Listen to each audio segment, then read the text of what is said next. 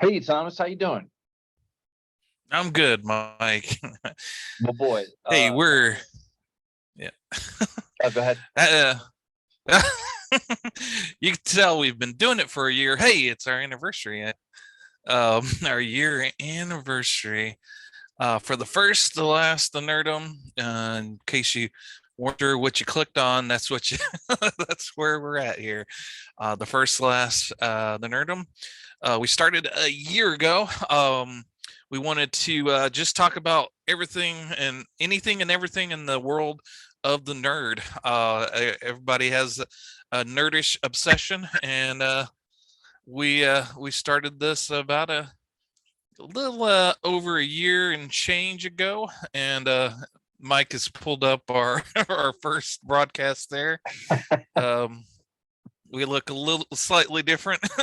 Yeah. A little bit has changed since a year ago, but yes, indeed. Yeah, that was when I was learning all the things, and then I just read a thing of Zoom, which I'm sure you have used before in the capacity of work or whatever. But in any case, definitely dead over the COVID for sure.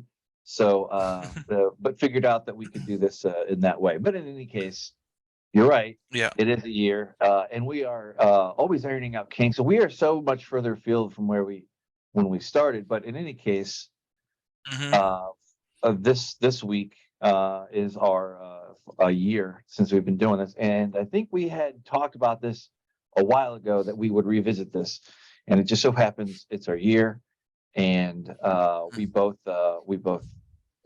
liked what we saw with this. It was very unique, and I think I texted you a little Yep. bit earlier today, and I was like, this was life changing. Not necessarily the David Lynch Dune, but the 2021 Dune, for sure, because Hmm.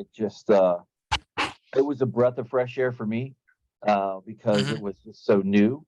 And I at that point I had Hmm. never heard. I mean, I heard of Dune, and I was aware of the movie, the '84 movie, kind of distantly, and definitely knew about the books, but I just never cracked it open. I just Yeah. always heard, oh, it's really long. Oh, it's like a whole other thing. And like honestly, when Yeah. I finally did, it Yeah. was just nice Yeah. because like there's a pocket of science fiction that is still growing and new and untapped. And boy, this sure is that. How about you? Yeah. Yeah, and I think this may be the case for a lot of people out there. Sometimes they feel like maybe they're obsessed with science fiction or they're obsessed with horror movies or comic books. Sometimes you get that sense of, oh, I've pretty much probably read everything or watched everything that's good out there. There's probably not going to be anything else out there that's good. But yeah, it's surprising that you'll find a new movie that will stir back up that excitement that was long dead within you as a fan, and and then it could be a new Pretty movie, much. or you could discover an old book like the Dune series. At that time, both me and you had not read Dune yet Yep. and hadn't been Right. exposed to it. We I think we both came individually to this movie. Um, uh Kind of like anticipating it. We weren't like I had seen the 1984 Dune, but I didn't remember it very well. So watching Dune, the 2021 version was like a new experience. And I think the joy of seeing this movie, and I'd previously had been thinking about starting a YouTube channel. I'd actually made one, and I was kind of debating whether or not I wanted to be on camera or not. And then I guess you had kind of followed that same path individually, and Yep. just reached out to me, and I was like, "Hey, yeah, that's perfect." And we both joined together, and our first broadcast was on Dune, 2021. I haven't gone back to watch it to I haven't see either. all the warts and alls. Yeah, yeah. I Yeah. remember I hated watching myself previously on things, but I actually watched our first episode a few times just to, and I was surprised that I didn't didn't have that same like icky feeling when I would listen or watch myself previously. Is like, oh, okay, I'm not too bad. Yeah. No. I'm not Yeah. No. great, but I'm not too bad. Absolutely. Yeah. No. And And and and Yeah. I came with this too when because I had always wanted to do something like this forever. But I have other interests in life, and sometimes those are fun to talk about. But I think that particular genre of thing that I like to do is pretty saturated, and I'm not an original thinker. I don't claim to be a brilliant, smart man. Occasionally I do. I will claim that when it works, right? Whatever, with blame or whatever. No, I'm kidding. But Yeah. There's a all joking. little alcohol involved too, I'm sure. Oh yeah, absolutely. Well, it's casual time. It's a happy hour. This is like you have conversations with friends, and this is all this is to me is Mhm. just an interesting conversation. And I know that I will revisit our different conversations, or I'll kind of remember something that you said or that I said, or Mhm. something along those lines, usually related. I've just loved how at the end of this year, I have not only found a new love for other genres, they're very much adjacent to sci-fi and overlap, uh, Yeah. and have basically learned and understood that the kind of like horror is what I'm talking about specifically, like that Mhm. is something that I've actually developed an interest in. And not just Mhm. that, but there are different kinds of different flavor. I used to kind of just chalk up that whole genre to like, okay, Friday the 13th, haha, whatever, just kill the guy or whatever, Yeah. whatever. But it's so much a tiny part of it. But in any Mhm. case, kind of coming back to this, yeah, Mhm. I definitely have Yep. looked Yeah. at this. I have not watched this one in some time. I think Yeah. I was saving it, but Yeah, but yeah, and yeah, that's true. Yeah, and I guess we've kind of beat around the bush, but tonight's we're focusing on we're bringing it back to Dune. We're bringing everything back home for our year anniversary, and we're going to look at the two Dunes, the 84 really, and the 21 versions. We're going to compare and contrast. I believe our thumbnail is going to be clickbaity, and we're going to battle it out between Lynch and Villeneuve, but it's not going to be too much of a mashup. We're going to look at the pros and cons to both, and kind of find where we land as far as how we feel about the two movies, and maybe we'll touch on the at the end. We'll talk a little bit more about Frank Herbert and his books, yeah, and sure. further readings that we've done since we've seen the movies. So did you say you had seen the 84 version before, or? No, I had not. I never saw it. I had seen clips of it, right? Mhm. Like in retrospect, but honestly, I never connected the two. I remember seeing like when they're doing the spaceship thing. But aside from that, no, I had not seen this. I'd only heard things, caricatures of this movie and what Yeah, it was considered at the yeah. time, which was not well received, and generally speaking, Mhm. didn't really make a splash. It kind of became more of a cult phenomenon than anything else. Mhm. But I can understand now, having seen it from beginning to end, and kind of comparing and not jumping into it too quick, but Dune 2020, Dune 2021 is something that will always be special to me. But I can also see how somebody who saw this, and this was it for them for a long time, I Mhm. could easily see where they would fall in love with it head over heels, and then that was just you just dealt with some of the more interesting aspects of how a Right. Lynch does things and how a Villeneuve does Mhm. things. So it's also there's that too. So it's Yeah. just very interesting. It's also should be mentioned too, like um, there's a whole bunch of history back behind this whole thing, but we're watching part one of 2021, and this more or less covered a lot more than that movie, like, at Yeah. least as far as like staying true to the novel anyway, or Right. being having more of that. It was truer to the book, I found, than the 2021 version. Not that were bad by either stretch of the imagination, but Yeah. Yeah. And yeah, and I'd only seen it a couple of times. I'm a huge David Lynch fan. I'm a Lynch file. I may be a bigger Twin Peaks fan than a Lynch fan, but I have a definite love for Lynch. But this movie kind of fell flat with me to begin with. It's one of those movies that if you haven't read the book, you probably are you're going to be lost. I'd seen this back when I was a teenager. This isn't really a teenager's movie.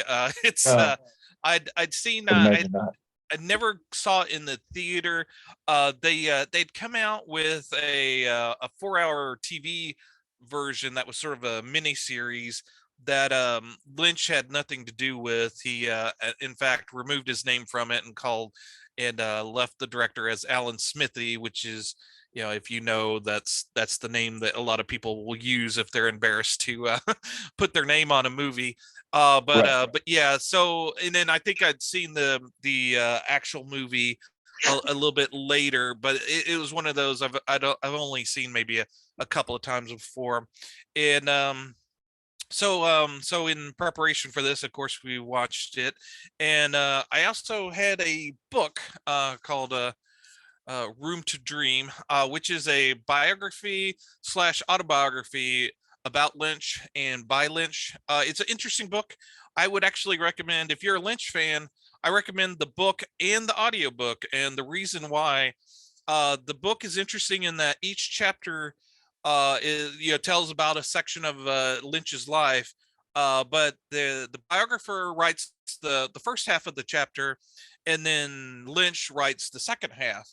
Now, when they went to do the audiobook, the of course the biographer recorded her part, and then Lynch came in and he's like, I can't read this. That's not me. I'm not going to read this. And so they were kind of stuck. I was like, well, how are we going to do his part? They just said, just talk, talk about whatever comes to your mind during that period of your life. So the cool thing is with the audio is he's just kind of talking to you, and he tells some chapters, he pretty much says what he says in the book, and sometimes it's a whole different thing, and he'll go off on a wild tangent. And so yeah, it's and also it's just a dream to listen to him talk. So if you had to choose, I would choose the audio. But yeah, the best experience would be getting the book and maybe listening to the audio for that, and then going back and reading his sections in here, because there's information. Now, when I went back to kind of research for this, I just read the book portion of it. I didn't go back to listen to the audio, but yeah, that's my recommendation today. If you're a That's Lynch all. file out there. That's awesome. Yeah, and I want to echo, Twin Peaks for sure. That was my first exposure, and I do not claim to be a big David Lynch expert fan, because I'm not. But occasionally there'll be a movie that I've seen or heard about or whatever, and I've watched it, and I enjoyed it. I'm not like a super fan or anything like that. I don't claim that at all. But that's good. Now I know what to get for my Audible credit, if I can get it there anyway. Yeah. If not, I might have to go. You never know nowadays, but Yeah. I definitely. You can never have too many audibles. There you go. That's awesome. Yeah. But yeah, so Dune. So that's the big there, the nerds freak out over this. Lynch, at the time before he was offered Dune, George Lucas wanted to talk to him because he had seen at that time Eraserhead and Elephant Man had come out, and after Elephant Man, everybody wanted him to do a movie. So everybody came out of the woodwork.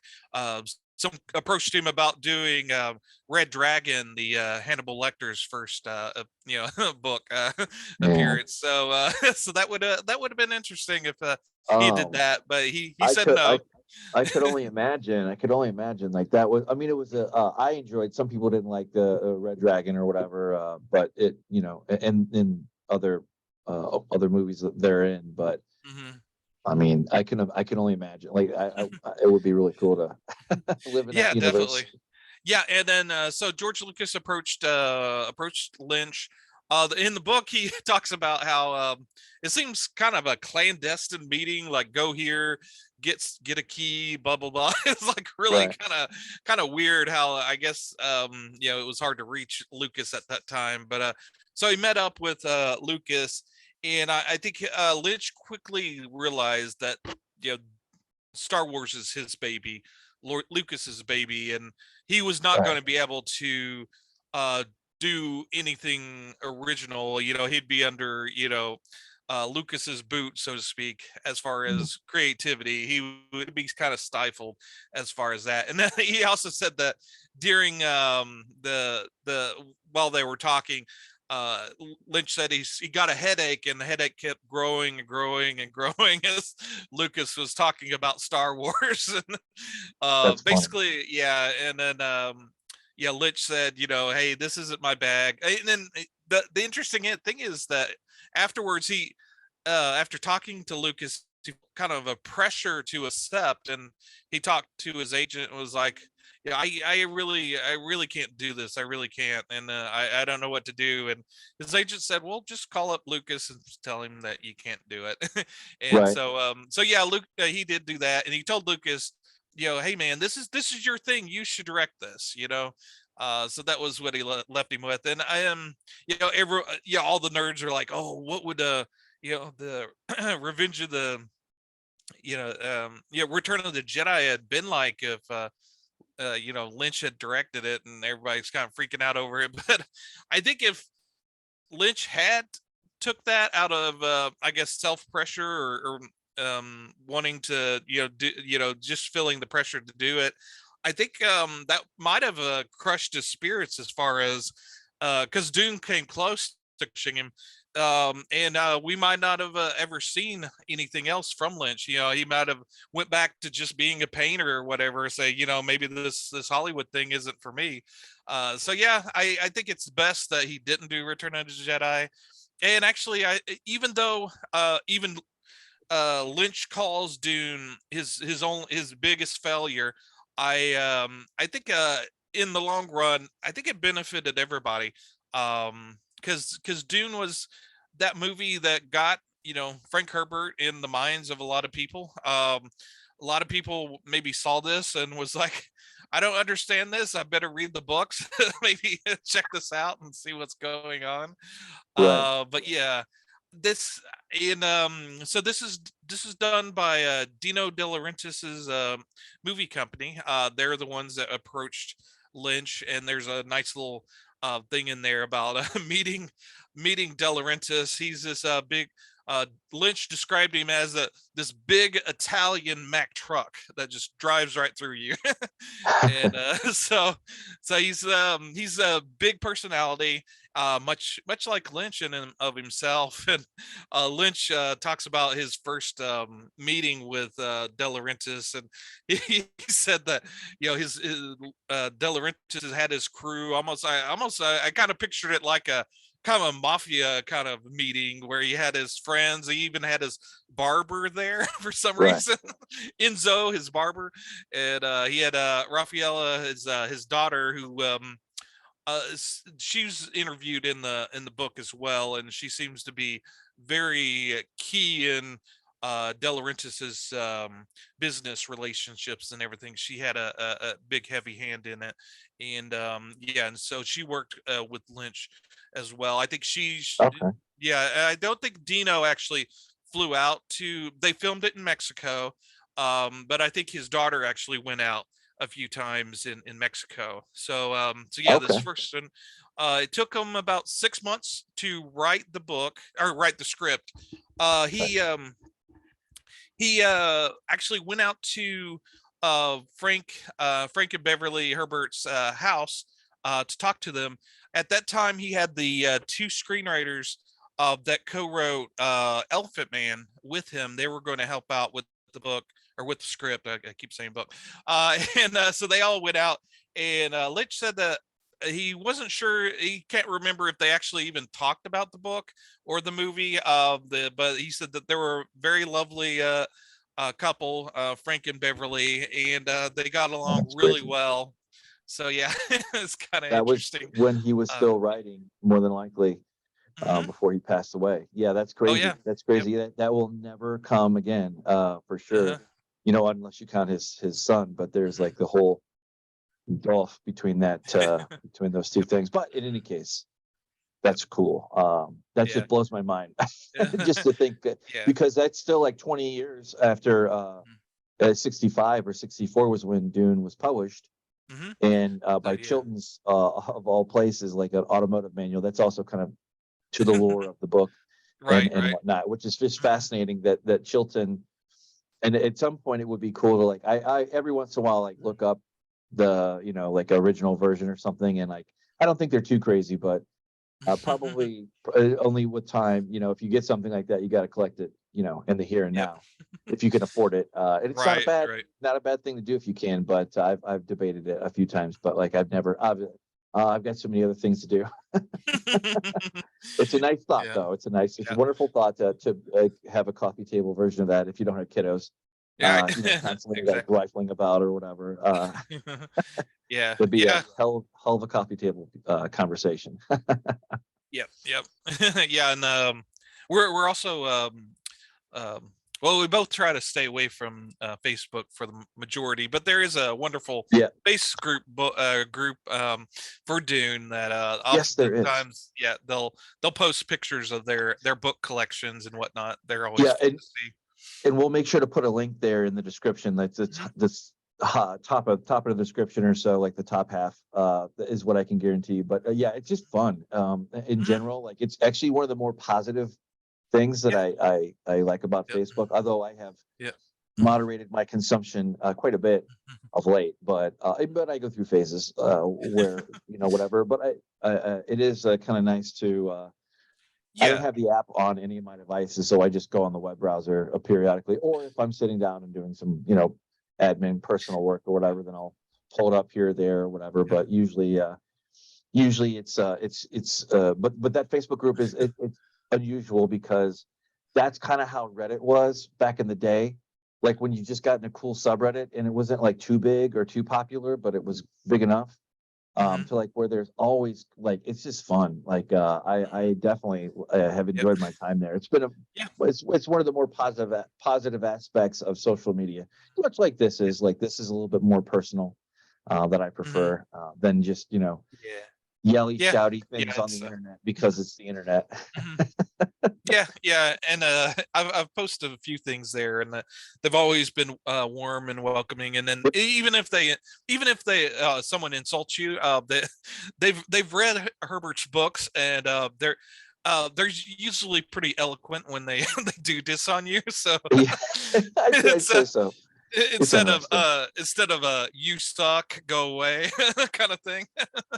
Right. Or this is an airport and I'm announcing my departure. Right.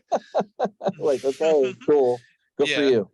So so after Lynch had met with the Herberts, went back with I believe it was Chris DeVore and Eric Bergen to write the script, and they Chris and Eric wanted to focus on the book. They wanted to stay true to the book as much as possible, and Lynch knew that De Laurentiis wanted action, and that he couldn't stay with the book and make De Laurentiis as happy. And De Laurentiis had final cut, so whatever they did, he was going to cut it the way he wanted it. So it was in Lynch had believed that it was in his best interest to go kind of how De Laurentiis would want him to do it. And that's kind of he goes back, and when he reflects on the movie, he says that he compromised at that point, and that was the point of no return, and it was going to be a failure anyway because of that. But he didn't realize it at the time. This is the first big production movie that he'd ever done. Eraserhead took him, I believe it was 5 years to do.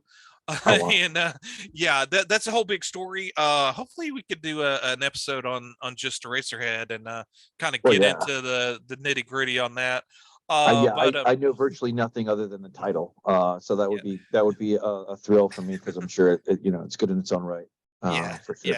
And so there's a Eraserhead, which is a very tiny crew, and then he did Elephant Man for Mel Brooks, and that was again a smaller movie with mainly focusing on acting with I very little I special effects. I haven't seen it from start to finish, but I have seen portions of it. Like when it every once in a while it would be on TV, on like Yep. cable or TNT or whatever, TBS, or like some silly movie, or Uh, played really late at night. So I've seen probably three-quarters of it, but I remember seeing that. And yep. it's, of course, Mel Brooks. So like Yeah. that's Right. Yeah. Yeah. And after he did Elephant Man, his passion project at that time was Ronnie Rocket, and he's never actually got it made. I have actually read the script. That's how nerdy I am. I bought a copy of the script and read it, but it's very bizarre. But yeah. So he couldn't get that made, and so he ended up, De Laurentiis hired him for Dune, and then when they were writing the script, so Chris and Eric eventually left the project because they didn't like the direction that the script was going. Again, they wanted to focus mainly focus on the book, whereas Lynch knew if he was going to do, because he knew also that the movie had to be cut down, couldn't be longer than 2 hours and 17 minutes, because if it goes over that, then they lose a screening in the theater. And De oh really? Laurentiis did not want to not not get, he wanted to get as much money as he could in the theaters, and if Right. you went over, you couldn't show it so many times a day, that it would cut down one or two as far as the showings, and he did not want to do that. So there was a hard cut. So he Interesting. knew that to make this massive book into a 2 hour and change movie, you had to do some creative editing. You had to do kind of cut down on things, and actually on the rough cut of the movie after he was done, it did end up being like a 5 hour movie. So This is what even I've with heard. that in There's like mind. some Mhm. ultra big mega cut or something like that out there. Yeah, it's not out there. He did that rough cut, but it's not out there anywhere. Oh, okay, okay, okay. Lynch had said that he had no interest in going back and doing a cut of the movie, but I think since the 2021 movie has come out, he has mentioned that he wouldn't mind going back and maybe All right, doing a cut. So maybe we'll get that. gotcha. So yeah, so yeah, after 6 months of working on the script, he had the script, and they started auditioning people for the movie roles. They reached out to Sting because Sting had expressed interest in maybe being an actor, and Sting said that this was kind of while they were recording Synchronicity, he had a summer free. So, and they offered him Dune. So he said, yeah, sure, I'll do Dune. and, That's awesome. That's awesome. yep. And they did a big search for Paul Atreides. They weren't sure who could play him. I think they offered it to Val Kilmer. I think the Really IMDb had said something about that. And interesting. but yeah, uh, they found Kyle up in the northwest up there. He was acting, and they flew him in for the thing, and they were impressed with his audition, and they ended up hiring him. When they hired him, Lynch was there, and he told Lynch, "Man, I don't know if I could do this," and Lynch said, "No, you'll be great, man." So he said that Lynch was a big supporter for him. So yeah, they and Gurney, Halleck Gurney was going to be played by Aldo Ray, but when they got him on set, or actually when they brought him in to audition with him, he was um uh he was loaded, he was drunk, and his Okay. his son was with him, which is Eric DeRay, who actually went on to become Leo in Twin Peaks. But yeah, Aldo couldn't do it, so they had a scramble to get a replacement, and they got Patrick Stewart for the role of Gurney. And from what IMDb said, that he actually they were actually going for a different Patrick Stewart, and actually accidentally reached out to the Patrick Stewart that's in the movie, which is of course from Star Trek fame. So yeah, he actually got hired on by mistake. See, and this just goes back to, you'll never ever see this ever again. You had Sting, you had Mhm. Patrick Stewart, who later on became, and you had Kyle MacLachlan, which at that point definitely had seen him in Twin Peaks for sure. No, Which no, was, this is before Twin Peaks. oh So yeah, no, I know. I'm just saying, oh like, yeah, from what he'll my eventually go to perspective him to. of Okay, like seeing these gotcha, things out of gotcha. order in Yeah. the real world. Yeah, no. Anyway, it's just like, you'll never see that again. The fact that he went and talked to the original author Mhm, when he was still alive back, mhm. that's just, never will happen again. It's very Exactly. unique. So I can Yeah. understand why people feel the way they feel about this movie versus something else that is Mhm, not it. And I mhm. know that it kind of gets mentioned every once in a while. Nobody really gloms onto it like they do like this, the original, or the 2021 version, which is the sci-fi did a kind of sort of thing, which I Yeah. have not seen, but maybe one day. Right. Yeah. But I would be more interested in watching this if there were a longer cut or some other Right. kind of Right. version of it. Like, but who knows? Hope springs eternal. David Lynch is still alive. Like, I would just say, hey, Dave, man, the clock's ticking. Uh, maybe, maybe sooner than later. Hopefully, I would hope the Right. studio would be smart enough to, you know, Yeah. jump on that because Yeah. who Yeah. knows? They Like, they did. could. I Go know ahead. they want to probably keep it alive. They did come out with recently a 4K version of the movie. So which has 11 deleted scenes. I've been after I was not a big fan of Dune, but after I've seen it twice now recently, and it grows on me more and more as I see it. So Yeah, I can I'm see kind of that. yeah I'm kind of leaning towards maybe grabbing up a 4K of that. And then watching those deleted scenes. But yeah, so they all meet up in Mexico, which at that time was pre the big cartels and whatnot. So it was actually not so bad filming in Mexico. And they of course you didn't want to drink the water. They said that everybody got sick on on the filming, except for Lynch. Lynch says in his portion of the bio that some guy told him the way to take a shower in Mexico is to take a swig of vodka, keep it in your mouth while you take your shower, and then after your shower, spit it out, and that'll keep you from because you'll if you take a shower, more likely you're gonna get some of that water in your mouth. Oh yeah, yeah. But yeah, Montezuma. that will yeah Yeah, you'll get Montezuma's revenge, as it were. yes. Yes, exactly.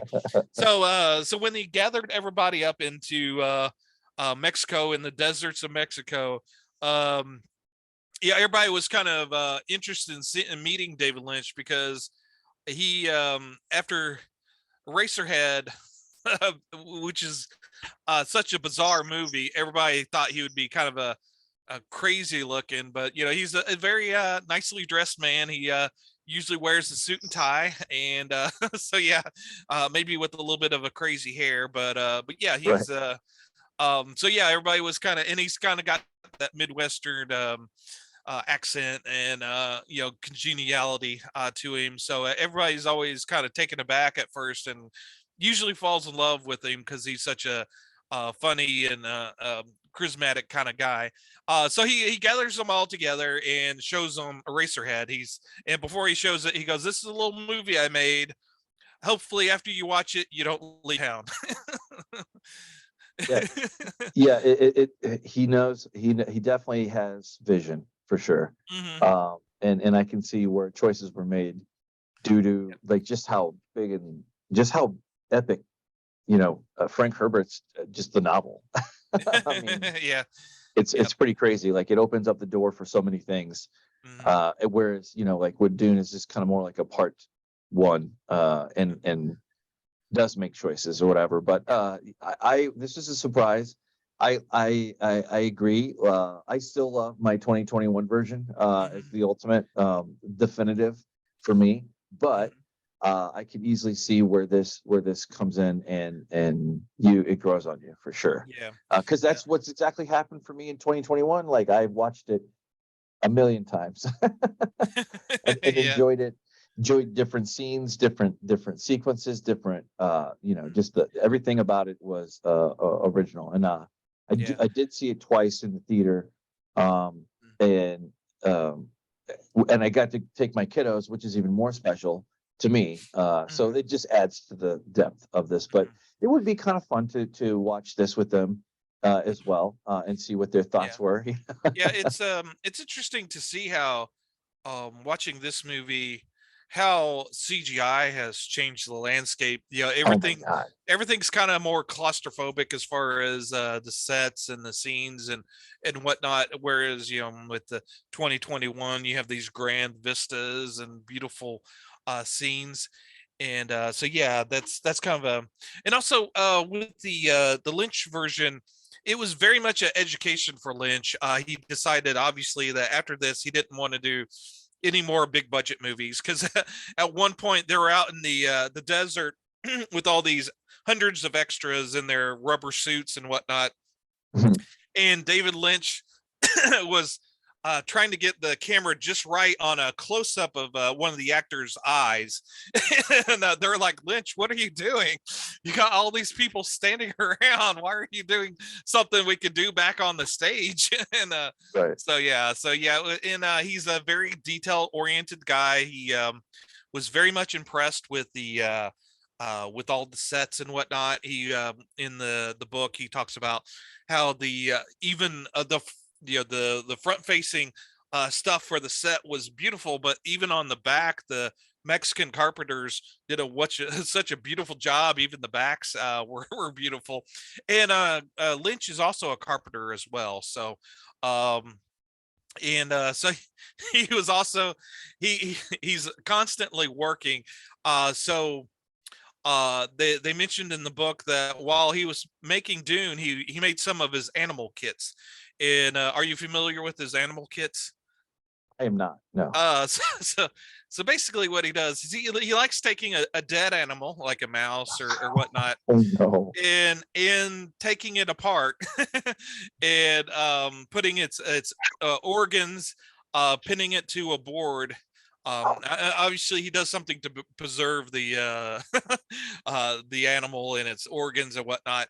And so he makes this how to make a animal kit. So he has all the organs and the skin and whatnot. And so he made a duck kit and I think a chicken kit while he was working on Dune. Now, funny story he mentions in the book that at one point when he was growing up, his dad found one of these, and I think he might have been in his 20s at this point. And his dad, obviously, from what everybody knows about serial killers, you got to imagine what his dad's mind was racing with. And he said son, I don't think you're right. That's funny. That's hilarious. So yeah, I think they kind of came to an understanding later. But yeah, it was kind of a hard pill to swallow for a father to see something like that. I don't know what I would think, but yeah, I mean, you can't argue with he's stood the test of time for sure, and he definitely has vision. And I think somebody like Villeneuve could only hope to be something of that, but because he is in his own lane, his own caliber. That is what he's known for, and you can't go wrong with the David Lynch movie, let alone Dune. Right. Yeah, it definitely had its spots for sure. Exactly. And also during Dune, he started the comic strip Angriest Dog in the World. Basically it's kind of 4-panel comic strip. They're always the same. But I believe the last panel always says something different. Which is kind of interesting. It's ran for I think 15 years. So yeah, that was one of those I've seen a few of those, but yeah, that's one of those things that David Lynch had started during Dune. But yeah, so they filmed. I think they filmed for 6 months in Mexico, and yeah. Also another story. Brad Dourif, who's in the movie as Peter, I think, the Baron Harkonnen's assistant. Twisted Mentat, yeah. Yeah, yeah, the Twisted Mentat, yeah. So Lynch asked Dourif what he thought about performing surgery on actors, and Brad was like, he didn't know if he was joking or not. And in Oh my God. David's section, he did say yes, he did mention that to Dourif. He during the scene where the Duke Leto bites on the false tooth and the gas comes out. His idea was, well, the skin on your cheek isn't really that thick. Maybe we can put a hole there and put a tube to put the gas out. and, and Prochnow, who plays Duke Leto in the movie, said, "Hell no, we're not doing that." Right. That's crazy. So what they did do a tube that went on the side and into the mouth and filmed it on the other side. But something went wrong, and the stuff that sprayed out was scalding hot and actually burned the inside of his mouth and gave him I heard second-degree about burns. that. Yeah. Yeah, that's crazy. That is crazy. Like that. Yeah, that I was just seeing. I saw he played in Deadwood, which is an yeah. amazing. Yeah. That is probably one of the best TV shows ever, in my opinion. But that's a whole other conversation. But we don't do westerns, so maybe one day. Oh man. But yeah, the also one of the fun fact, I think the Raffaella De Laurentiis said that they actually called Orson Welles to see about having him play Baron Harkonnen, and Orson goes, "The fat flying man," and then hung up on him. So he had obviously read the book. Yeah, he was awesome. familiar with the book. Again, it never will come again, ever. Friggin' Orson Welles, like that. It's crazy. Yeah, and I think they also offered Jack Nicholson the role. I was trying to remember, and he was offered the roles in it. But yeah, so the cast is very eclectic and very interesting. Okay.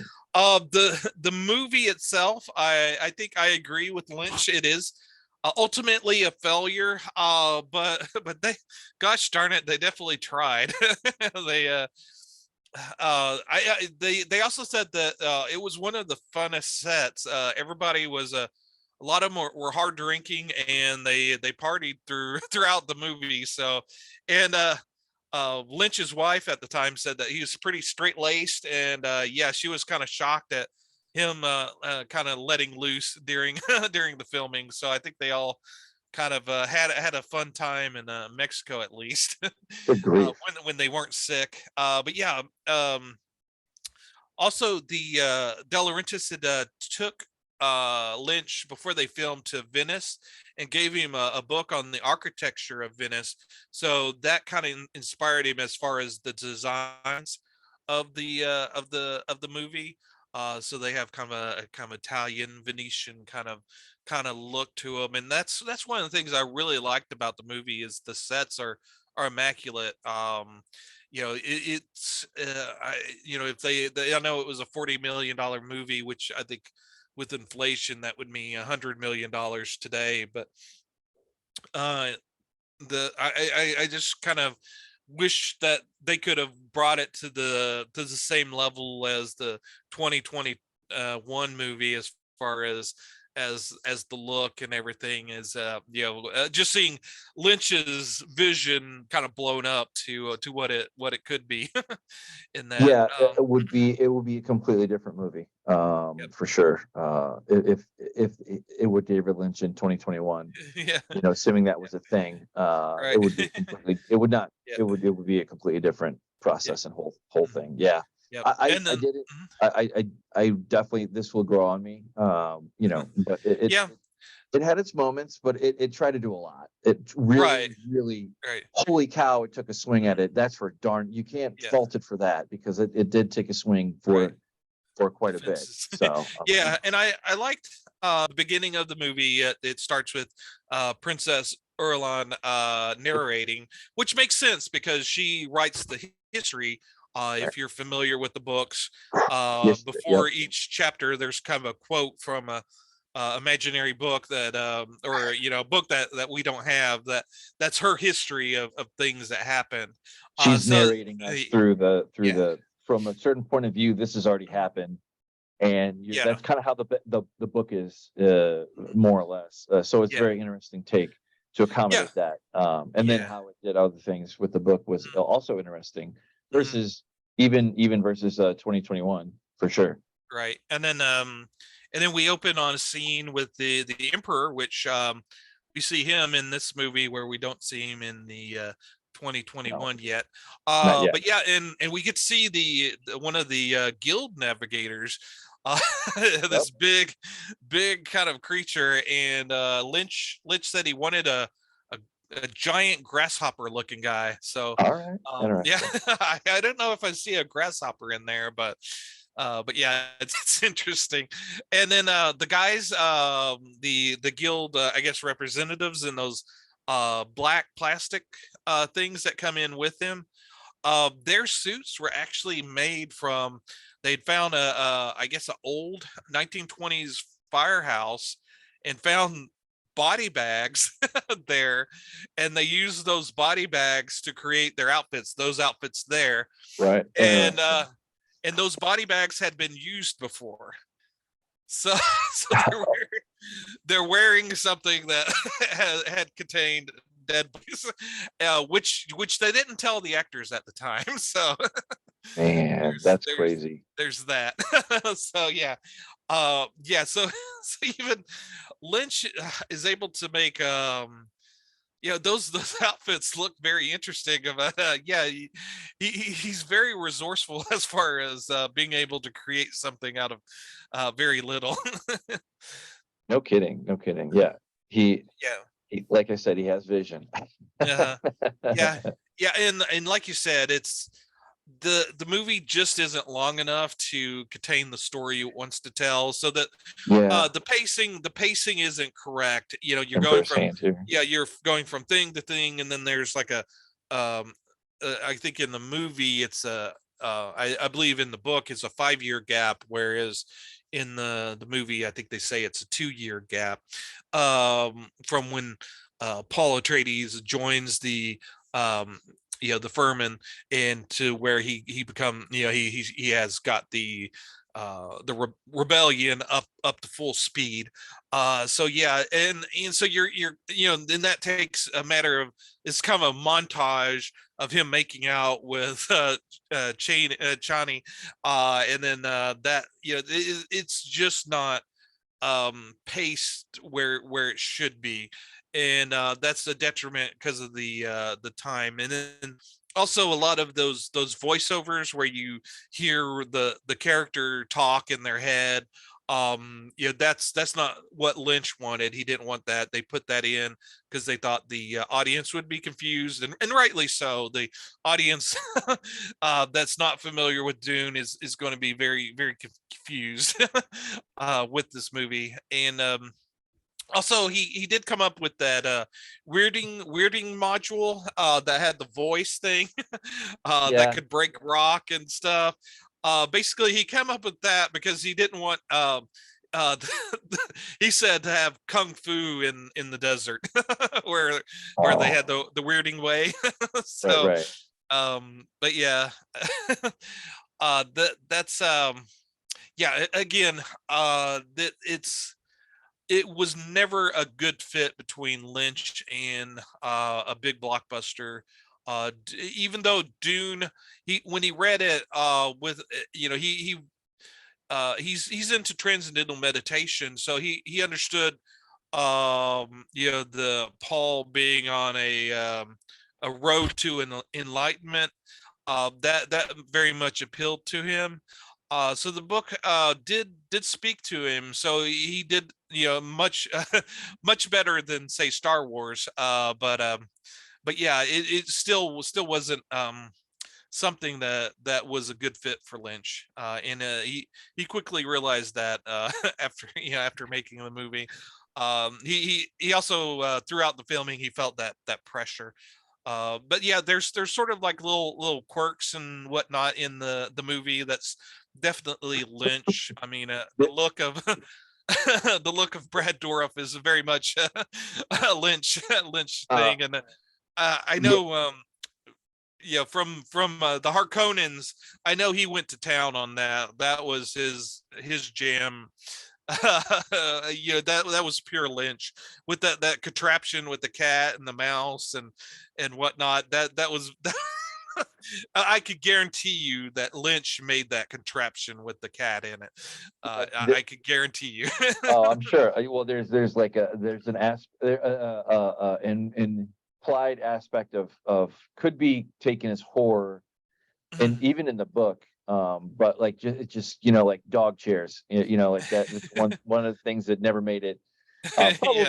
Probably for better, but we did have the butt spider in 2021. So that thing, weird thing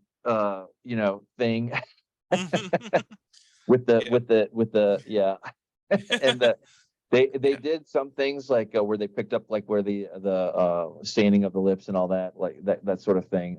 It's just interesting, like what hit or miss. And in the 2021 plays a lot with flashbacks or flash forwards, or so you kind of understand that Paul has some connection with this daydreamy kind of state, because you never see Chaney until the very end, but it's implied heavily throughout the film, with this with the way that the 2021 handles it. But like this, it's a whole different ballgame for this anyway, for 84 Dune.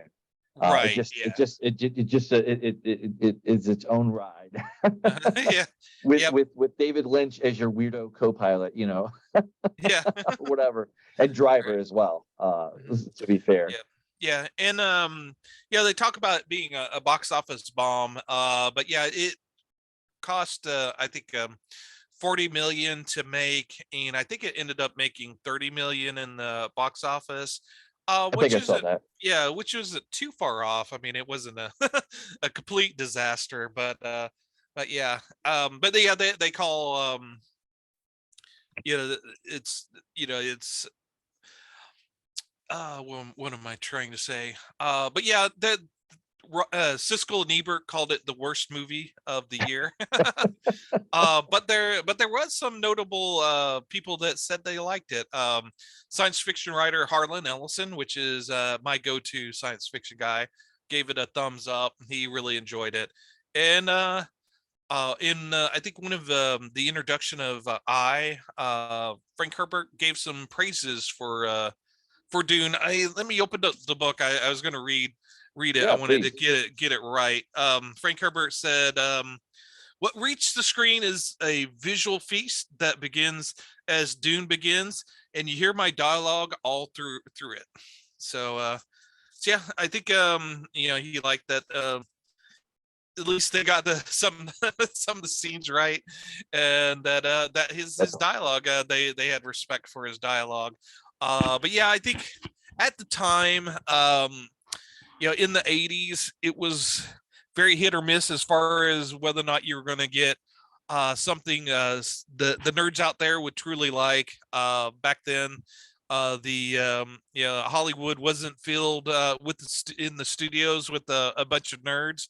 There were often they were very tone deaf as far as what the modern audience wanted to see, especially when it came to sci-fi, comic books, or horror.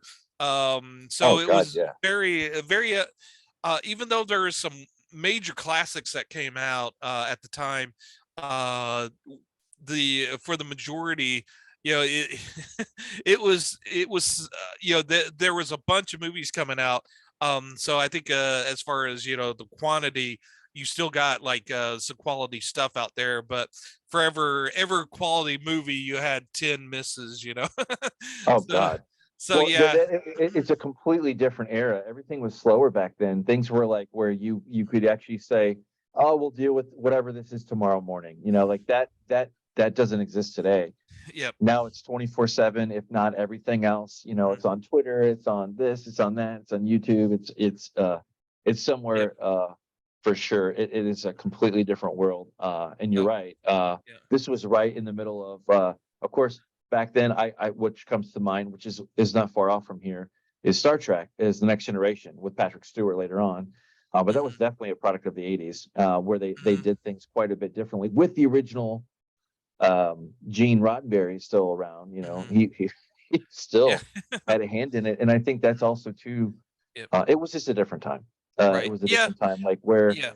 some creators now have a good mix of putting their finger on the pulse of Yeah. something. And Yeah. And unfortunately, you're right. You mentioned it earlier, but this Alan Smithy the way this happened. Dune kind of turns back on it, or excuse me, David Lynch turns back on it, and there's like, nah, I'm good for a yep. while. Mhm. Yeah. It's like Yeah. one of the very weird aberrations of his career, for sure, and Yeah. his litany of music or movies. Excuse me. Yeah. And it let me go back and say that I think nowadays I think the studios think they know what nerds like, and they have obviously some those like-minded people in the studio, but it's also become kind of formulaic. Yep. Studios want formulas. They want to say, okay, put this and this in it and it'll be a hit, which isn't always the case. Whereas in the '80s, they maybe they didn't know what made a blockbuster at that Right. time. Star Wars, the first Star Wars kind of created the whole blockbuster It, idea. So it was still trying. They were trying to capture that magic, and Star Wars is such a unique kind of movie that it was hard to kind of write out that formula to try to figure it out. So no, we got a lot of great stuff, and then a lot of bad stuff as well.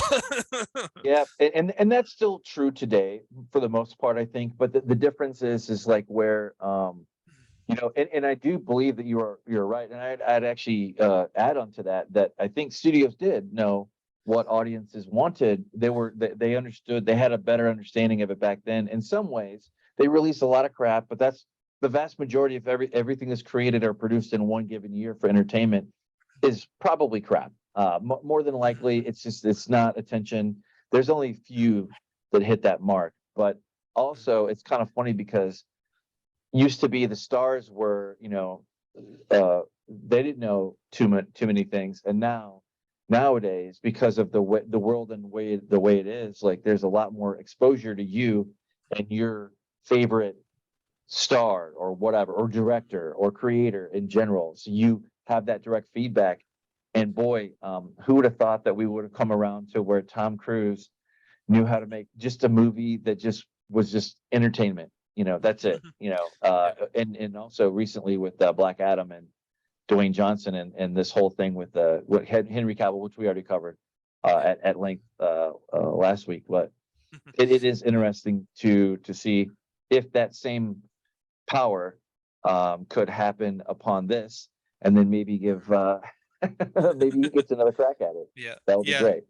Yeah. And then I think the Dune nerds out there would be remiss with us if we didn't mention the Jodorowsky Oh, yeah. I was version gonna. that almost came to fruition in this. I believe it was the '70s. I have not seen the documentary. I do want to see it at one point. The documentary on the failed making of Dune. He wanted to make a 10-hour Dune movie. Mm, From what I heard, it would have been quite interesting. It would have been designed by craziness. yeah, it would have been designed by H.R. Giger. It would it would definitely have been interesting. I would like to maybe do one of Jodorowsky's movies at one point on our show. I know the art house movies don't do as well for us, but I would like to do that at one point. Oh, absolutely will. And on top of that, probably also as a follow up, his he did there a comic book stuff that was inspired by him, if not outright Yeah. done by him. Something along Mhm. those lines. I can't remember all the details, Yeah. but Mhm. I definitely I can't think of the name of it, but it is very highly recommended by a YouTuber that has covered this at length. Dune and backwards and forwards, Quinn's Ideas YouTube channel, but that is just he's just great. Yep. But he mentions this, and like his review of that comic book graphic novel, whatever it was is pretty inspiring to Yeah. go out and read it yourself. I just haven't got around to it, but Great. I would absolutely love to watch one of his movies for sure. Yeah, and you're right. Yeah. Maybe our art house artsy kind of things don't do as well, but that's okay. That's Yeah. totally fine. But Yeah. this is at our pleasures too. So not that we wouldn't listen to the audience, because we would love to hear back. Yep. Good or bad. We'd love Yep. to engage with you Yeah. for sure. Yeah. And yeah, Jodorowsky heard that they were making a Dune movie, and he kind of laughed and said that it'd probably be wouldn't be any good. And then they told him that David Lynch was doing it, and he kind of got scared because he goes, the one guy that could actually do it right would be Lynch. And he didn't want to see the movie when it came out. He didn't want to see what Lynch had done to it. And his son ended up dragging him to the movie, and he said that his son said that afterwards, Jodorowsky was smiling ear to ear because David Lynch had created a failure, and he was happy that it had failed in what it was trying to do, because since he couldn't do it. Yeah, it would be very interesting to see what that world would look like. But in any case, we got the David Lynch Dune. Yep. And Oh, then, and I could do a little kind of a cool segue here. Sure. So right before Dune was before Lynch came on, Ridley Scott was going to direct Dune, and unfortunately his brother at the time had passed away, and I guess to get his mind off of the death of his brother, he wanted to dive into a movie, and he wanted to start Dune right away, Right. and the studio wasn't ready yet, so Ridley Scott Dang. left Dune to do Blade Runner. And Crazy. if you think about Blade Runner, the Villeneuve did the sequel to Blade Runner, and then Yes. went on to do Dune. So that's kind of a Yes, nice he little did. segue into 2021's Dune. Dude, which Villeneuve had always loved the 84 version of Dune, and loved the book, and always wanted to do the movie, and he finally got to do it.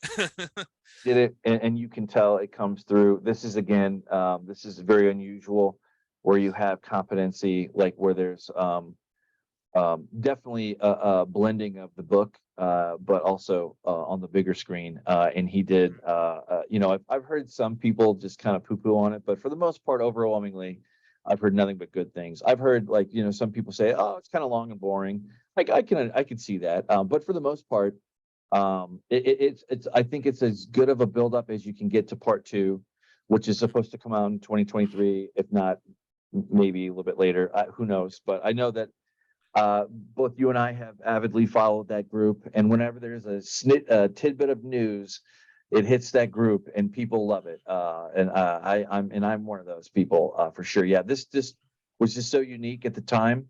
When I saw it, it showed me that sci-fi is well and alive. And just to kind of to piggyback on what you're saying about Star Wars, arguably became something beyond sci-fi. Because it became its own thing. Like it was a whole genre, just like Star Trek kind of sort of became. But like you didn't say, "Oh, did you see the sci-fi thing?" No. You say, it's like Star Wars, right?" That's kind of like the thing. And something as epic as this, and there's always like the inner nerd fights too, a little bit. Like definitely the book nerds love to pick a fight once in a while, lovingly so, I think. But also there's like the Dune nerds versus the Star Wars. George Lucas borrowed some concepts from, so, or whatever, Right. I don't. But yeah, this was very compelling, and he did great.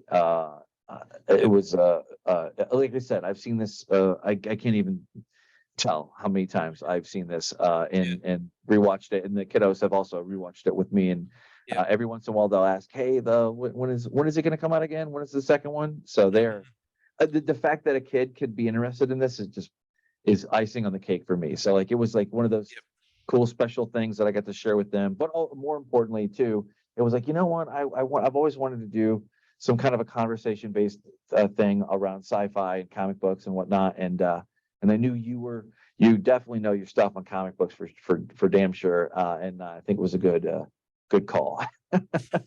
Here we are a year Yeah. later for sure. Yep. Yeah. And I'm one of those that I tend to not rewatch things. I would rather go on and watch something Sure, new. move And on. Right.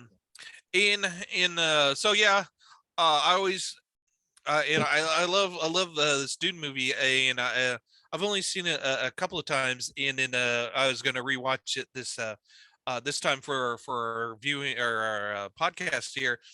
And I gotta say, a lot of times when I rewatch a movie, maybe I have a little ADHD because I'm like, okay, there's this scene. Let's get to this other scene. Like, blah, blah, I'm kind of wanting to speed run a movie because during the parts that don't interest me, I want to get on to the next scene.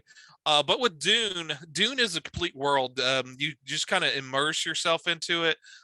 You kind of soak in, and the people may say that this is a slow movie. I don't see it at all. I I don't become see that enveloped either. in the movie. Yeah, it's I love Not every scene.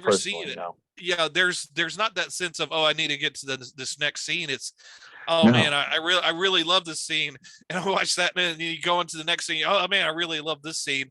It's very much one of those movies that I truly love. It's there's some movies where you see and you like it, but you have kind of, yeah, I love it, but there's this thing that bothers me about it. Well, I didn't really like this they should have done this, but I still like it. There's a lot of concessions Yeah. that you make with a lot of movies nowadays, whereas this movie, it clicked completely with me. I absolutely love it. If we complained about the pacing with the first movie, the 84 version, the pacing's perfect on this. They knew that they needed to do it in two movies, and they give every scene the time that they need.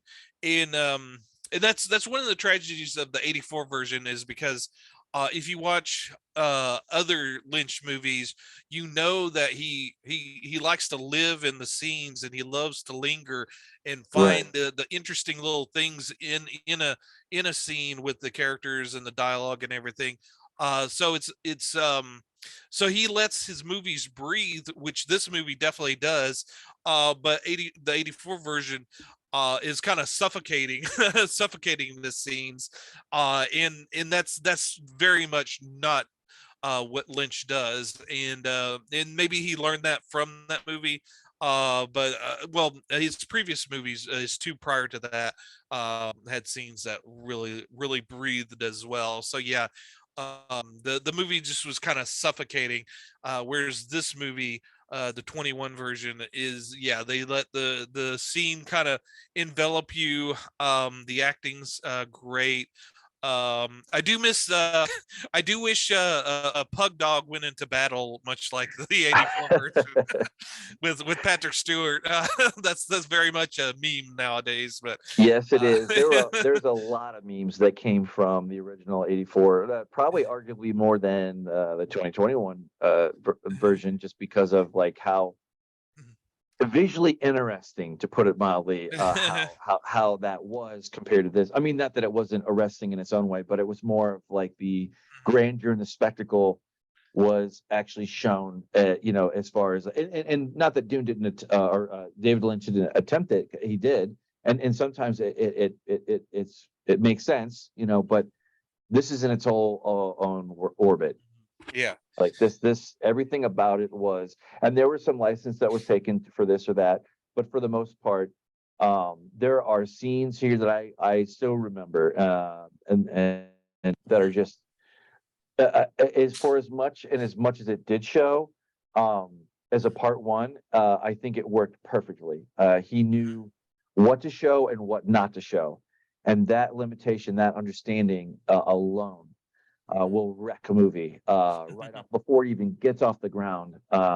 and this was perfectly paced out. And I don't want, I'm kind of skipping around here. And there are even scenes like this, like where, like there's just really cool, it's just cool. Like the whole thing sets up. And matter of fact, it spawned us to go on and read the books and read quite a bit through them, which I think at some point we'll revisit, probably at some point, probably soon-ish, maybe, we'll see. But and I don't know about you, but I'd have to refresh my memory. But there's one book that I have read and reread, that is kind of foundational to this, and that was the Butleri Jihad.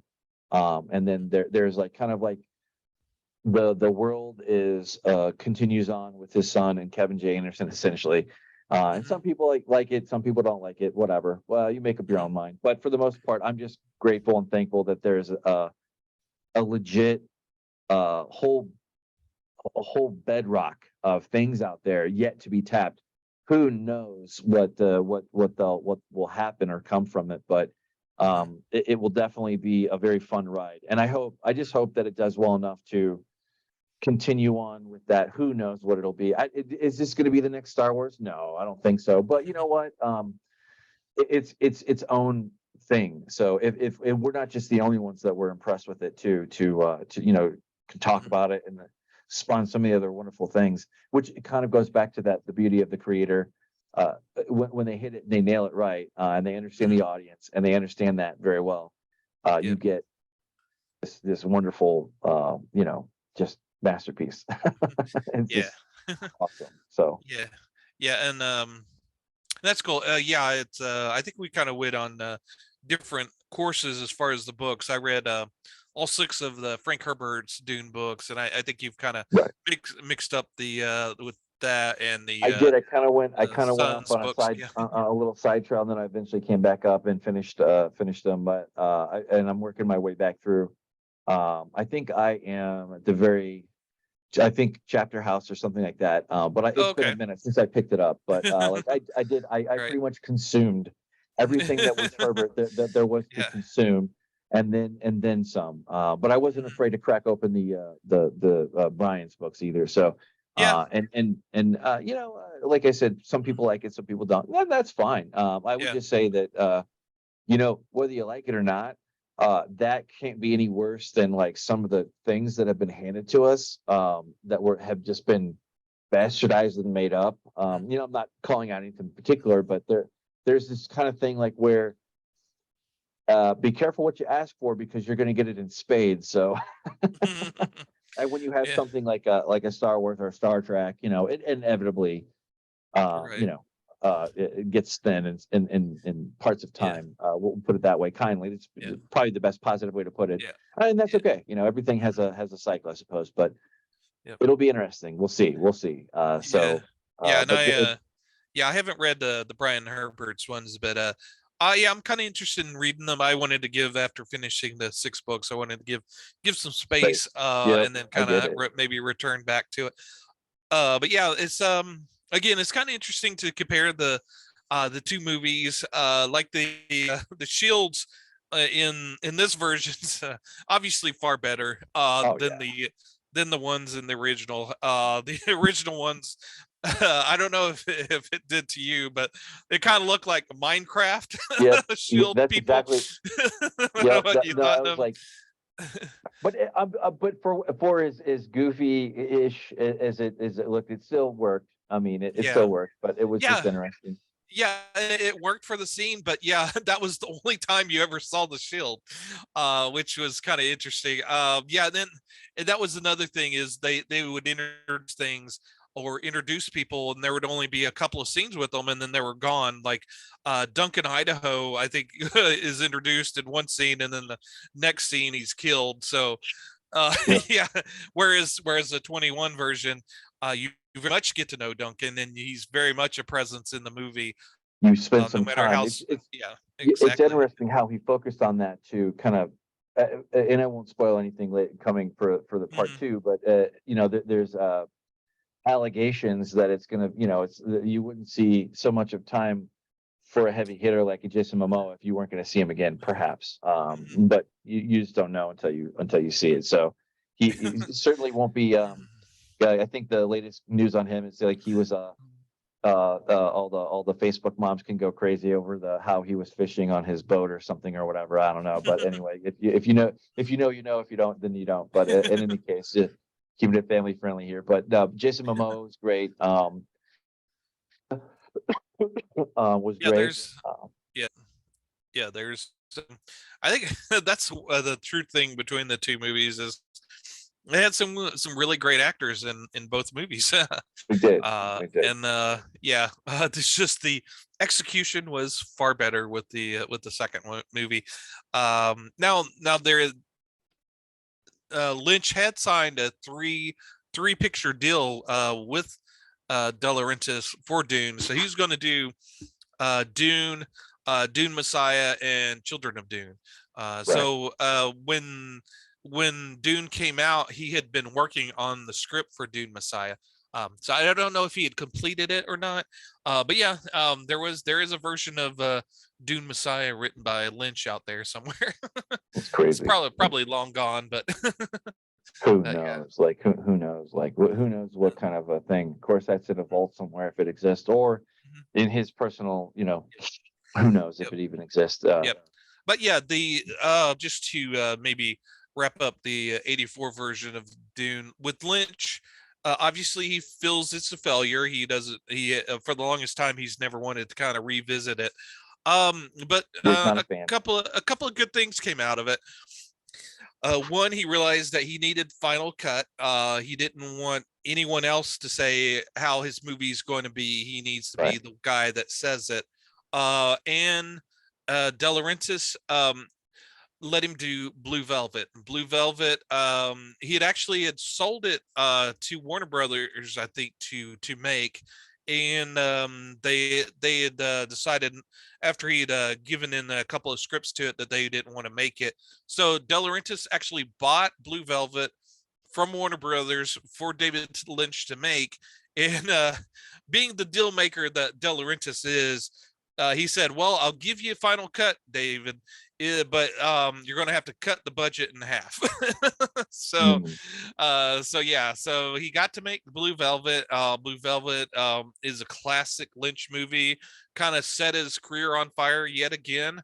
And he's been the movie creator that he's been from there on, which if he had made, like I said, if he made Return of the Jedi, I don't think his career path would have been the same. But yeah, from Blue Velvet on, they're just classic after classic. So for sure, yeah, it was very. He is a really good actor, for sure. Yeah, I was trying to find that so we could have it here when we do the show notes.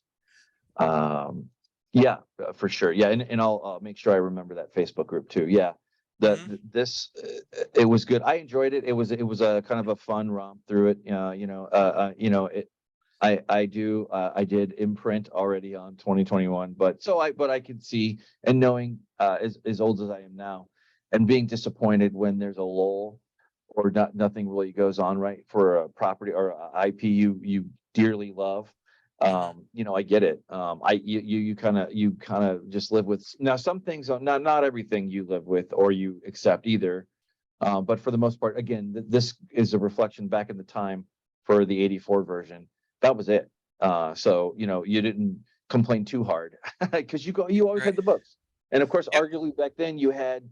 We were before even Brian Herbert was a thing about writing anything.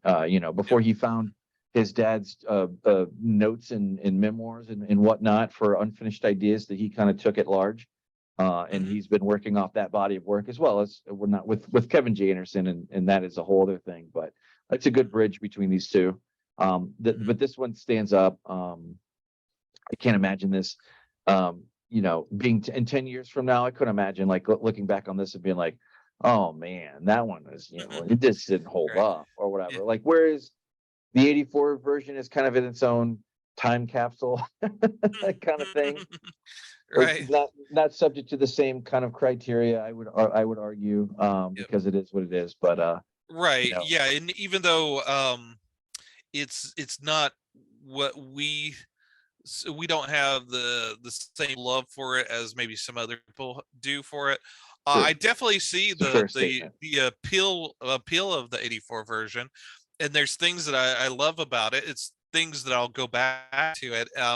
There's some scenes in the 84 version that very much parallel the 21 version, obviously because they come from the same same sources. But Right. the whole scene where the Paul and Lady Jessica find the Furman, those scenes are pretty close together as far as what happens, minus the duel. But everything before the duel is pretty much very close to the way it was in the book and in both movies. But yeah, it's Yeah, and of course you had Dune's vision of the Bene Gesserit, which is completely different than you would expect, but very interesting oh, and nonetheless. and before we go on, I do, and I almost forgot. Uh, the star person in the original Dune, the 84 version of Dune, is Paul's little sister Aaliyah, played by Alicia Witt. Okay. Is that the creepiest little girl that that you've seen? Yeah, with yeah, absolutely, yeah, and that's kind of like what that was the impact that you wanted when you understand kind of like her role in the book and how she's portrayed. It's very otherworldly, which is a hallmark of Frank Herbert's for sure. Yeah, yeah, 'Cause it yeah. gets really weird real quick Uh-huh. down the line. Right, right. If you know, then you know, kind of sort of thing. So Yeah, yeah, and the actress that plays Alicia Witt, she went on to also be in Twin Peaks. But yeah, she become a very good actress. But the I was reading on IMDb that she was a kind of a child protege that I think she was speaking words at the age of 2 and was hmm, actually writing at age 4. So she was kind of the perfect little girl to be in be that little kind of weird little kid in Dune. no kidding, no kidding. Yeah, there is no doubt for sure. That's just crazy, Yeah, like how when you go through, there's interconnection, a lot of different interconnected things that are definitely enjoyable that we've come across for sure. yeah, And it'll be fun to revisit this one day soon, when yeah, the time is right. yeah. Definitely not. Probably the next time I'll see it will be with my kiddos, and we'll see Mhm. how they like it, which will be interesting. So we'll see. We'll see. I just never know with them what they'll like or what they don't like, especially as they get older. You just don't know. But Yeah. Frank Herbert definitely made 2 new fans when we saw Dune 2021. Mhm. I don't want to beat a dead horse, but like, oh man, Yeah. it's an experience. It's definitely inspiring. And actually that kind of covers another aspect that I wanted to say real quick about sci-fi. Normally I'm like a sci-fi, hard sci-fi kind of a heavy space opera type guy, which I really love. I love and adore different things like that. Ian M. Banks, Mhm. the Culture series is amazing. I love it because it takes aspects of science fiction, like not just like technology and spaceships and blah blah blah. Kind of very humdrum, generic. There's a lot of Star Trek like things out there for sci-fi, but this is just blew my mind because he never wanted to focus on the technology at all. That was just subservient to the whole thing, and it makes sense. And the way that Frank constructed this universe, you don't worry about. It's not like a plot device or we have better technology than them. It's not like that at all. Yeah. And that's arguably why it's unique in and of itself. And you just get pulled more. But that's the beauty of it. Like that, it worked on me. I mean, it just pulls you Mhm. into the universe, to the world, and the Yeah. timeline in it. That's what, like I said, I revisit Valerian Jihad a lot, Mhm. just because like it would blow my mind if they could make something like that. And but I would be really super nervous because it covers a lot. If we think Dune covers a lot, holy crap, it covers even more. It sets the stage for so many things and explains. It sets up the elements for why things are the way they are in the universe. And I adore that. I adore that depth. And God knows, like I said, whether you like Brian J. Anderson or not, or Brian and Kevin Anderson or not, it kind of doesn't matter, because at least there's something out there that's of something, of some kind of a quality or caliber. So I would say probably the argument for him would be sometimes quantity is a quality all its own. Yeah. And I leave that with the viewer to let us know what they think, and if they've seen this before, what they would give it. Like, did you like 84 better? Did you like the new version better? Would be really cool to hear back from that. And I think this is a good segue to unless you had any other thing to kind of wrap up here, but just to kind of camp on what you were saying, sure. You're more hard sci-fi. I'm more fantasy. I think Dune is the perfect meeting ground. It's sort of like kind of melds in, kind of bleeds into the things that we love. And again, this is kind of a big kind of space opera that that has a wide cast of characters, but really focuses in on the family and the family dynamic, and how that affects the whole whole universe. Herbert has a wonderful way of making everything intimate, to make everything very relatable and intimate, and everybody understands family and understands that dynamic, and he kind of spider webs everything out from the family, so that it's easy to understand and to see all the various connections. And someone kind of said that Game of Thrones or the Song of Ice and Fire from George R. Martin was kind of inspired from Dune, which I could very much see, because that's sort of the whole thing. Of course, it has the fantasy dressings, but you do have that whole interactions. Instead of universe or planets, you have sort of kingdoms and whatnot, and but it all comes down to family and the interactions between the people, and that's the kind of juicy stuff that I love. I love the whole interactions between the humans and the backstabbing and all of that. That's that I can really dig into. Just that Dune is sort of like that perfect meeting ground that brought us together.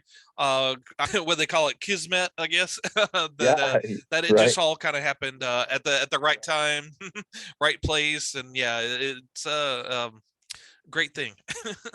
Well, and it's funny too, because like where it was one of those things, like where you did get a good picture of mom and dad, and then it kind of like you pulled it. It's not just one generation or two or three. It kind of goes back a little bit, but depending upon where you start and stop in the books, here or there. But for the most part, it works perfectly. It blew my mind that there's this whole other kind of very soap opera-esque kind of epic, as you were, or as it is out there. With I just couldn't believe it. Like when I was like, oh my god, it's kind of like when you hear the Beatles for the first time, or something, something pivotal like that, or whatever. I'm kind of making that up, but and again with the Duke Alito, he another great father figure. Much like House of the Dragon, you have another great father figure there.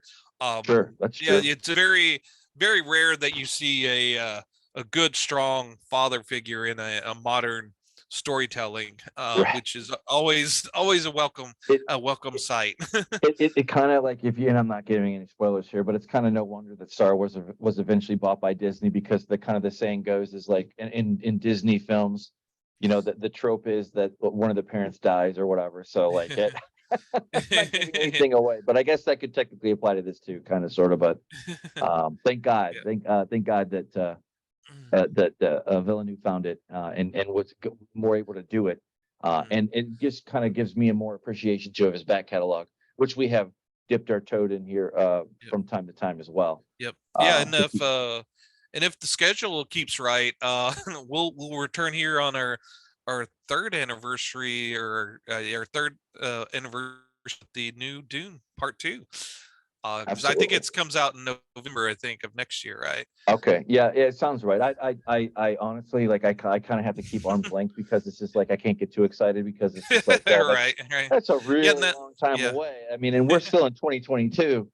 yeah. So Well, the tail end, but yeah, it's yeah. And another thing, I was kind of confused on why they didn't make part 1 and 2 at the same time. But after reading the book, you kind of understand without any spoilers. There yeah, is kind of a break in time between the from part 1 and part 2, I believe. So that makes sense. Totally makes sense. And also, I guess they wanted to see how well this first movie did. yep, And again, it was at the height of the virus that may not be spoken. I don't know if yeah, YouTube still dings people for it, but yeah, and that it was successful enough to generate a second movie. Is I think everything kind of rides on the second movie as far as how well it does, whether or not yep, they'll continue things. But at least, even if part 2 is a flop, we do have a beautifully filmed version of Dune. yep, So yeah, we do have that. Hopefully, it becomes a franchise, and when that new series, that Sisterhood, becomes a success, and then all the movies, and they yep. have a big franchise, and that it doesn't lose focus, that it stays focused, and the quality is retained. Yeah, yeah. They considering the day and age that we live in, not getting into it or not, but you could not have a more perfect setup for the Sisterhood of Dune. The HBO Max is allegedly is going to happen on the smaller screen for HBO Go, but whatever that looks like, whatever Zaslav will do with it as he does, hopefully we'll get. I mean, you can't screw it up. I mean, I mean, for all the optics that are nowadays, like, you really can't screw it up. Like, so hopefully they do it justice. And I know Villeneuve, I think, was originally involved with it, but I think, as we've covered, he kind of had to step away because he's just busy with this. Yeah, And yeah. by all means, like, I'm fine with that. I would rather have his full focus on this than this and something else, because I think that's when things fall apart. And Yeah. it pulls away from the continuity of things, but not just what you see on screen, but also back behind the screen. And this one, and to call it out, this thing did really well, well enough Mhm. to light fire. That is very rare and unique, as it were. It triggered multiple viewings. I can't tell you how many years it's been since I felt compelled enough to go back to the theater and see a movie that wasn't formulaic, that was completely original, from its outset therein. But yeah, you just can't go wrong with it. Like the book, this one, obviously, if you're a true fan, 84 is your jam. But you're right. We'll see what the beautiful future holds for sure. But I could talk about there's just so many cool aspects of this that you can get into, and I think we found, and it'll be kind of fun to go back in a year and see where we're at around this time of year. When it comes out, hopefully with no delays. But if they got to delay it, I'm okay with that. Just Yep. Yep. no news is good news until you're ready to drop it, and then we'll just all be hopefully impressed for sure. Yeah, this was kind of blows my mind that I didn't even have this on my radar too. And I think I knew about it maybe a month or two before, probably about a month before it came out. Like, oh, I didn't know that. I think it was October, late October. And I was Yep. like, and then I saw the trailer of it and I was like, oh, that's really kind of cool. I'm going to have to remember to see that. And I did. And you did. And here we are today. So good things all around. Absolutely. Awesome. Yeah. Anything else you want to add before we go? Like, before we I think go into the I think that kind of puts a cap on our Dune talk for now, anyway. and indeed, yeah. And I was going to say we're going to try out something a little extra special this Wednesday. We're gonna do a live broadcast, and that's this coming Wednesday, and hopefully you'll be able to see us or tune in. Either way, we'll hopefully we'll see it. We're going to try to do it in prime time, 7, 8, probably somewhere along there this coming Wednesday. What is that? The 16th, something like that, in a couple days. And we'll see what happens for sure. Yeah. But Yeah, and if you made it this far, you've got to the tail end of the First to Last Nerdoms podcast. Now, if you're new to our our podcast, this is what we do. Again, we do a podcast every either Sunday or Monday, where we discuss. We usually discuss a film. Sometimes we'll change it up and talk about comic books or something like that. But something nerdy. We'll focus on that, and it's pretty much what we just did, where it's just me and Mike just talking back and forth about the thing. And I came loaded with facts today about, but yes, sometimes you did. it's yeah, so sometimes it's facts heavy, sometimes it's just more opinion heavy. But yeah, it's kind of a mixed bag. But yeah, we just love movies, and we don't claim to be experts in anything. Nope. Now we have our folks and our loves, but yeah, I'm not one of those guys that focuses in on one thing. So I have a Yeah, love of various things. I don't gatekeep, and you like what you like and you move on, you and hopefully if you can share that with somebody else, that's wonderful, or a community of people, that's even better. So like Yep. that's just the thing. But yeah, in not to diss anyone that like say that their whole world say Star Wars. I'm actually fascinated by those people that go deep into something like like their whole room is Star Wars, or they know everything about a certain thing.